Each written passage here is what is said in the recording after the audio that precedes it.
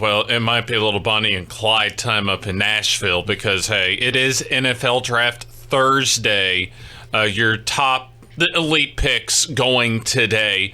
First time that Nashville's had that hosted the NFL draft, and really kind of the first time for the NFL to take their show outside of like Chicago or New York. So ought to be a fun night up in Nashville for a lot of people that be congregating up there as well. But also, first off, Deal or No Deal, all of us, the trio of us and our listeners out there, would love to get in, Martin, as far as some of those signing bonuses, especially for the first round picks that will be getting a big fat check beginning today. No deal. I wouldn't want the money. That would be a psych. Man, is it not crazy what happens there?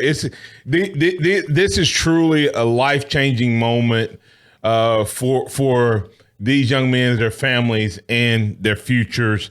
And I hope that they all take full advantage of it and don't blow it. So I pray that they all do, that they got the right people, that they don't have a Marty Blazer in their corner. Hopefully they got the right people and sign with the right people. All right, Martin. So I will be at the NFL draft this weekend for all 3 days, all the selections. But we'll get to the top picks in a minute here. But I want to get your thoughts. Deal or no deal, more than one fullback will come off the board in this year's NFL draft. No deal. Not in the draft. Will one come off the board? I don't know of one in the draft. So I'm going to say no. I'm going to say even if a fullback were to come off, they will have him listed as an H-back. Okay? A lot of what the fullback used to do, Fletch, is exactly what they do from the tight end that moves up and moves back. But from a technical fullback position, I would say no. All right, and then I got another one here that's not necessarily about the top draft pick, but Ed Oliver is known as a horse guy. He loves horses. Deal or no deal, with the draft in Nashville this year, Ed Oliver's horse Oreo will make an appearance after his selection. He will ride his horse to the show. Ed Oliver, good old cowboy from Houston, Texas. You have to have. That's what the NFL has started doing, making stories, and like we've seen the whole Nick Bosa commercial when he was growing up, and all of that, and how the legend lives on with him and his dad and his brother, and then you have the Josh Jacobs story. So that would be, if the producers didn't think to bring that as part of it, they missed the ball. So I'd say deal somewhere, somehow, even if it's not live, there will be some type of flashback to his beloved Oreo. So today you could see both of the Williamses from Alabama selected in the top 10, potentially. Jonah and Quinnen Williams, and Quinnen Williams being one of the first 5 picks and one of the first defensive linemen as well that's projected to be selected later on tonight. So deal or no deal, one or both of Jonah and Quinnen Williams will have NFL careers of more than 5 years. I would say both of those guys are going to be longtime guys. Anybody that's heard me say I'm not a huge fan of Jonah Williams post his freshman year. I never saw a lot that made me get excited about him as a left tackle. But as far as an NFL guy, as far as a guy who has fundamentals, good feet, he has everything. I just don't know that he'll be. If you were to say, Martin, will he have a 5-year career at left tackle? I'd say no deal. If you say Jonah Williams will be a guy in the NFL 10 years from now, I would say deal, because he doesn't make his money. He won't make his money off of being a grinder and power. And you can have good feet, good hands, and smart and play a long time, even in the interior positions. Deal or no deal, both Jonah and Quinnen Williams will start on day one of the regular season. I would say deal because I think Quinnen Williams very well may be. This is what's crazy, and we can talk about it more even into the second quarter. Quinnen Williams, Jonah Williams, and Josh Jacobs, I don't know where they're going to go in the draft, but they may be the first person at their position taken. And that's what you have to look at. Regardless of where you go in the draft, if you're the first running back taken or the first offensive lineman taken or the first defensive lineman taken, you went as high as you possibly could have gone regardless. And I think that would be another elite moment for Alabama to have three positions where they're the number one guy in that position.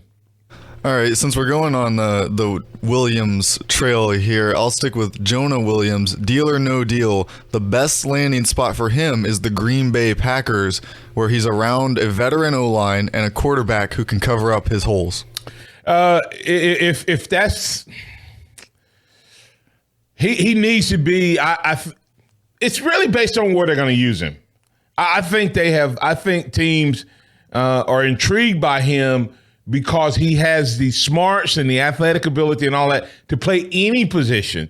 Even though he refused to play it here at Alabama, it's another story when you get up there. And I think that what makes Jonah Williams intriguing is I think Jonah Williams can be an all-pro at an interior position and a really good pro at the other positions. So he's a guy that you probably won't miss on, you know what I mean? So, but once again, to your point, I think an Aaron Rodgers would make any offensive lineman look better and make a really good offensive lineman look elite.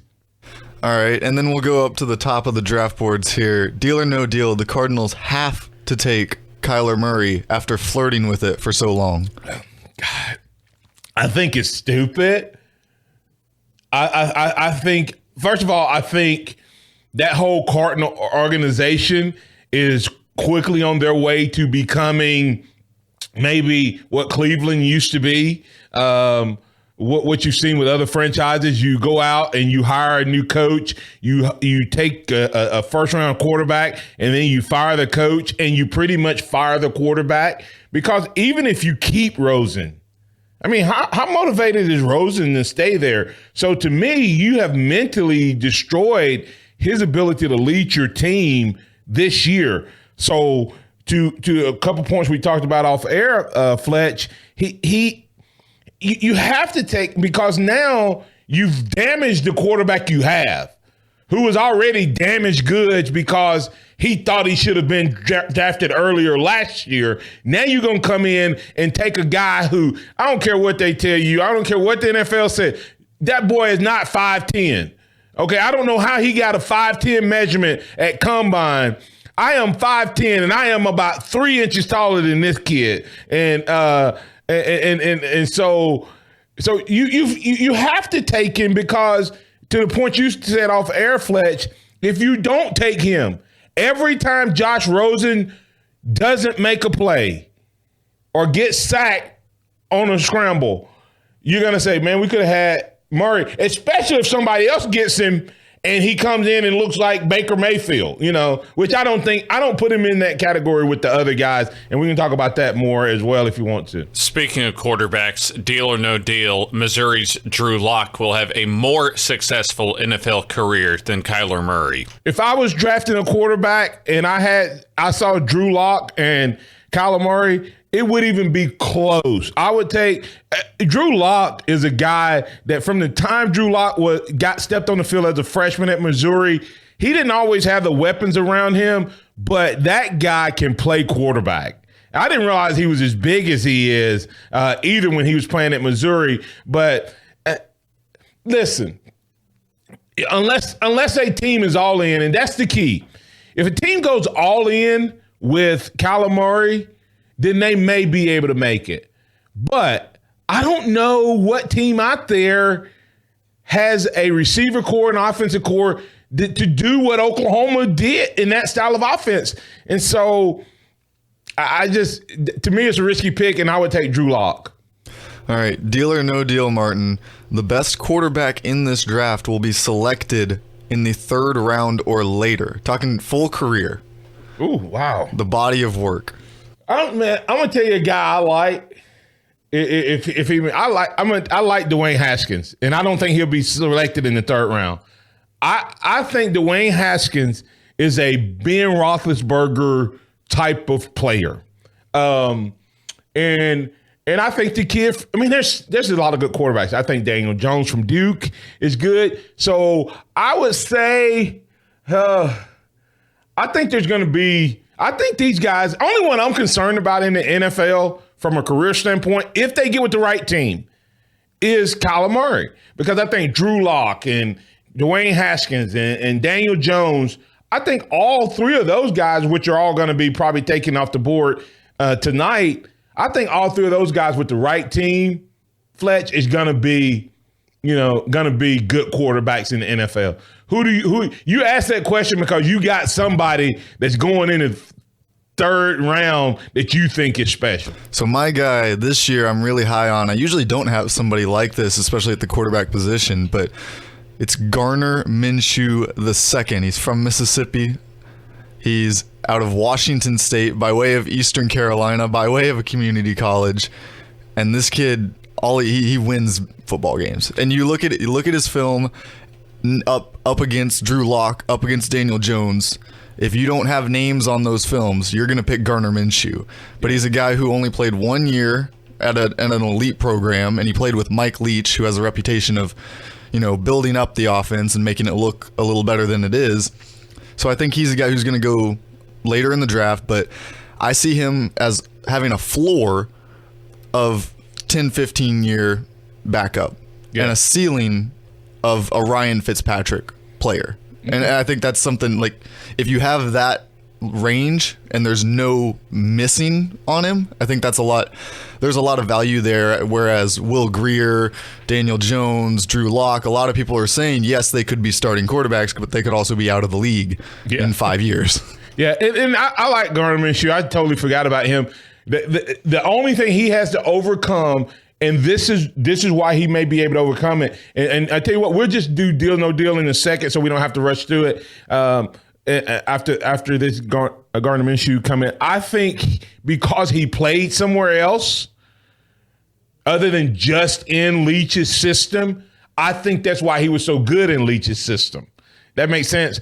Most of the guys that Leach has coached, that's all they've done. They've not played any other offense where they had to learn to read defenses and learn to go through progressions the way he did at East Carolina and the other routes he went to get there. And he was a guy that Nick Saban wanted. I mean, regardless of whether we look at it or not, Nick Saban wanted Gardner Minshew. And I think had he came here, we may not have had Jalen Hurts last year.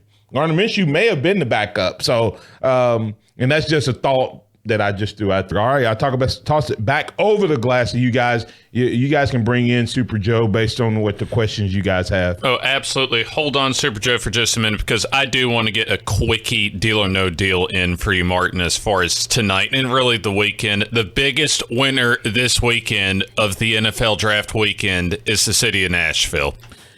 Yes, because they have managed. It's not just that. I think it's been New York and Chicago. Did they do Philadelphia one year? Philadelphia and Dallas have also gotten it in recent years. They've been doing kind of a tour of these outdoor venues. And this is about as south as it's ever been. And with the momentum that Nashville has, I think Nashville is quickly becoming a major player in the sports world. And when you don't like that, he's a Memphis, Tennessee guy, Fletch. But I do say right now, other than the players, of course, that dreams come true, the city of Nashville is a pretty big winner in terms of the exposure it brings to their city. All right, and you know what? Now it's time to go to our Taco Casa hotline and bring in Super Joe for our Deal or No Deal Thursday. Good morning, Super Joe. Going, partner, how you feeling, man? All right. What's up, Super Joe? Man, should I tell you what, though? I'm going to say this about Nick Saban already back at work. I mean, this is quicker than I thought. I said, man, good. He don't stay. He don't. That man just don't. So I ain't there. This is the quickest I've seen somebody get back to work after surgery. Yeah, I don't know that. I hope it's quicker than you thought, because if you were thinking that Nick Saban would be back at work on Wednesday, Super Joe, you should have put some lottery money on that. I'm not a gambler. I think the last bet I lost was on $13 on the Evander Holyfield Lennox Lewis fight. That was it. $15, and I lost because Lennox Lewis won 117, 114 by unanimous decision, and that was the last bet I made, and that was it. All right. What you got for us? Yeah, but I'll tell you what, now, you just can't. I'll tell you what, that man's his heart is so much in this. I'm telling you, Nick Saban is going to be here till he can't do it no more. But I'm going to tell you what I'm going to actually do, Martin. If you, by the way, anytime, when do you ever think you can ever get the athletic director Greg Burns on the show? You ever think that might be possible sometime? Yeah, I mean, I've spoken with him about it. I just have to make it happen. I know Ryan had him on, I guess, a week or so ago. So I'll probably try to get him at some point this summer after things settle down a little bit. Well, I'll tell you what, tell him, here's a word I want you and Ryan to get to him, and y'all get together. Like Super Joe want to know, can he get a pair of national championship tickets from his Alabama Gold? I gotta say, Super Joe, I hate to tell you, if I'm asking for national championship tickets with Greg Burns, I probably won't use that favor on you. I'm just if he dishing out national championship tickets, if I said, hey, you got a couple national championship tickets that you want to give away, and he said yes, I would probably say thank you. Yeah, but hey, I tell you what, when somebody gave me a ticket to the college club when we beat Clemson 24-6. I mean, it was a blessing to me. It's like this. What you sow, you reap. You treat a man to an SEC championship, and a year later I get treated to a college playoffs, and I'm sitting right next to Ray Perkins. Yes, Ray Perkins and his son. I can't believe, but I'm gonna say this though. Coach Saban, he's gonna tweet 12 more years. I said we're gonna at least have him 12 more years, and he's gonna break the Bears record. A lot of people get ticked off when I say that, but I believe it's gonna happen now. Oh, wow. So you're going to get him up to, he'll be 79 or almost 80. So you giving him to 80. I'm giving 80, and I'll tell you what. I'm going to say this stuff. I'll tell you the truth, Martin. You can handle things, but let's go back a little bit, okay? And I'm going to tell you why Nick Saban ain't going to get out of coaching no time at all. Can I just tell you the exact real reason that I believe? Go ahead. Okay, now if you go back a little bit, okay, when Coach Bryant, stepped down, passed away, Joe Paterno got scared to death. And what happened when Joe Paterno, lost his job and he got diagnosed with cancer? What happened later? He passed away? That's right. And then guess who got scared behind that? Bowden? Our coach. So you see, the whole thing about it is, none of them three could stand to been away from the game. And if you look at it, Nick Saban's so football-oriented, him sitting here Coach Saban sitting, we're doing without college football, we're doing without coaching.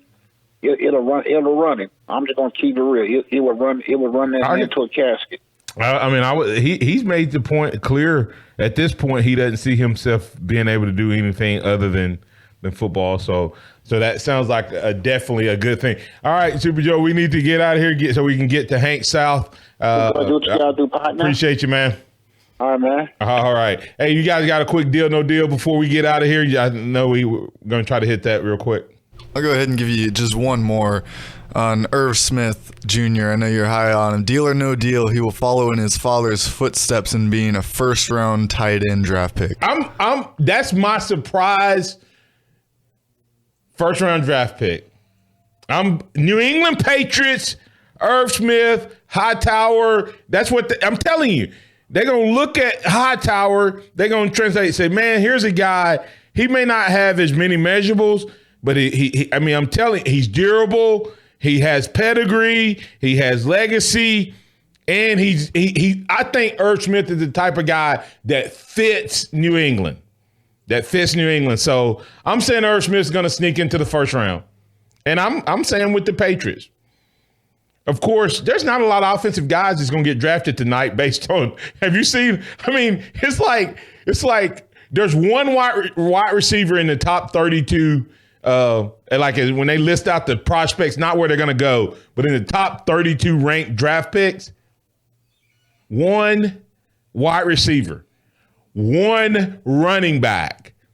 Everybody else is defensive linemen, linebackers, cornerbacks, and then there's a few offensive linemen. So kind of an interesting draft. Yeah, you're going to end up seeing 2 or 3 wide receivers like you do every year, 1 or 2 running backs like you do every year. But other than that, it's going to be a lot of defensive tackles, a lot of outside linebacker, defensive end kind of edge guys, and then some cornerbacks at the end of the first round. It's going to be interesting.